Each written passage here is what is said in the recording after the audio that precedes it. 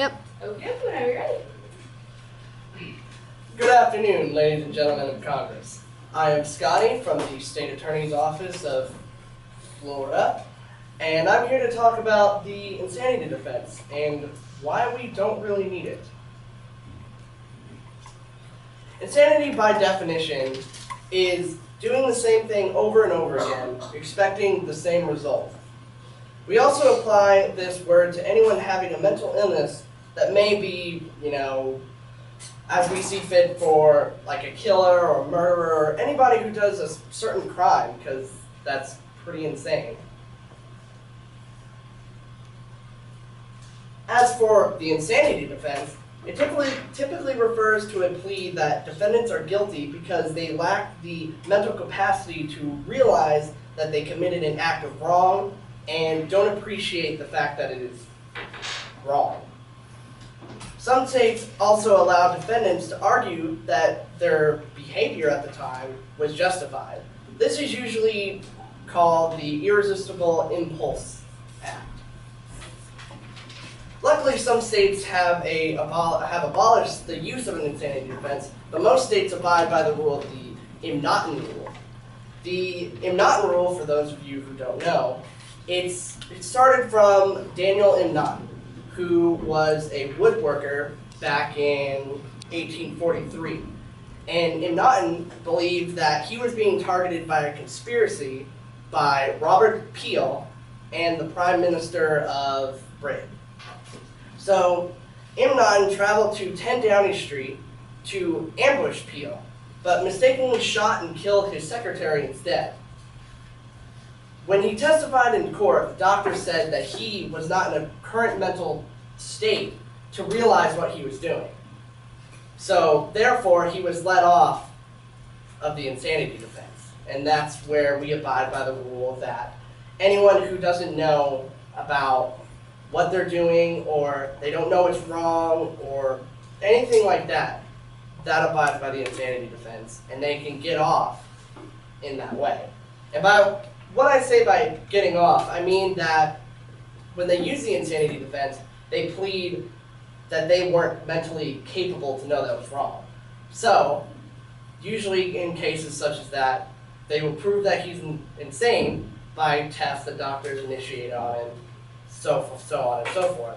So this will ultimately bring him into an asylum. That's usually, rarely what is supposed to happen. But sometimes what happens is that they can actually get off on the crime, and sometimes they can plead that they aren't mentally capacitated to even be in court. And this is a video furthering that point.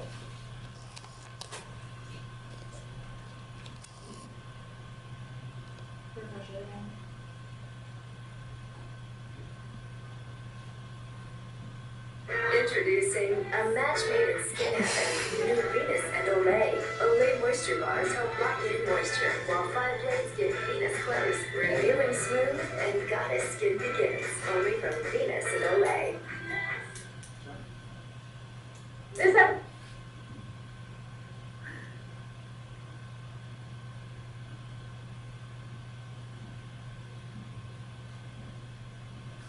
And I do feel it's time to speak out now and stop, because this is turning into what I call America's insanity defense. Which is that we're not guilty somehow as a society of violent political rhetoric. It's always just a crazy guy's fault. So here's the example that was running through my mind, so I was driving over here this afternoon. Let's say you know a crazy person.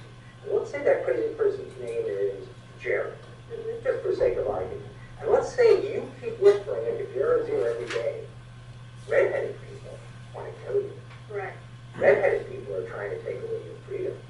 Jared, you like your guns, and the redheaded people are going to come and take your guns. The redheaded people have death penalties. Well, if Jared went out and shot a whole bunch of redheaded people, would you turn around and say, had nothing to do with me, he was just crazy, he would have shot him anyway? First of all, he might not have shot anybody anyway, because you're the one that worked him up into a state of fear and terror. And secondly, he would have picked redheaded people. So, we don't know all of the details about Jared Walker, but also think a little bit about the pattern. Let's say that you would had a whole political movement dedicated to proving that hairdressers were evil. It's heck random, hairdressers. And they were on TV every night. Bill O'Reilly said, San Francisco has too many hairdressers, so I think they ought to blow up Coke Tower. And Coulter said, the only way you can talk to a hairdresser is with a baseball bat. And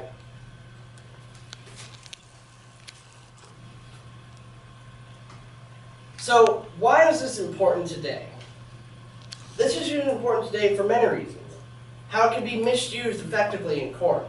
And mainly because somebody can just fake insanity and get a lesser sentence than what somebody else would get. I mean, if someone goes in and kills somebody, the common knowledge to even think about what he did was insane. So in thinking that, wouldn't everybody be innocent by insanity?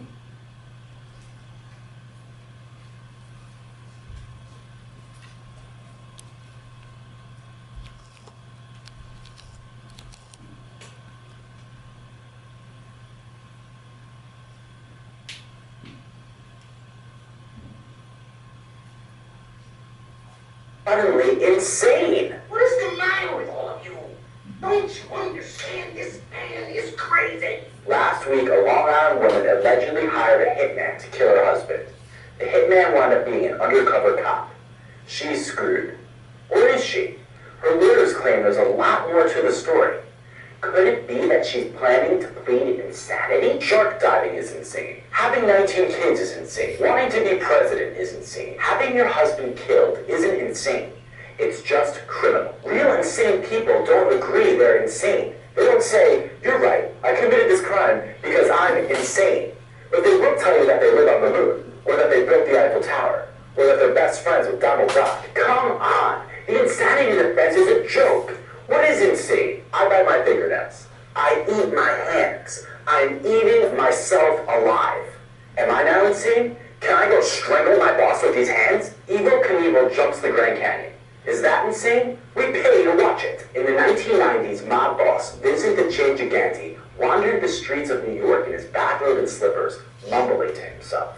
He later admitted it was an elaborate act to appear insane. It worked. Gigante was determined to be mentally unfit to stand trial. No wonder insanity is so popular. In insane asylums, you don't work, you get to watch TV, people cook for you, and then you get zonked out on sedatives all day. What are you doing here? And if you're really good, you get to leave early. People need to be punished as ordinary criminals. And if the judges can't do that, then they're the in. But the real controversy isn't the misuse of the plea, but rather being able to use it in the first place. A large majority of people who use the insanity defense really do suffer from a mental illness. But do we really want someone who suffers from a mental illness to really just get off from their sentence at all? Because if you're going to murder somebody, there must be something wrong with you. So, like I said before, is all insane people just innocent?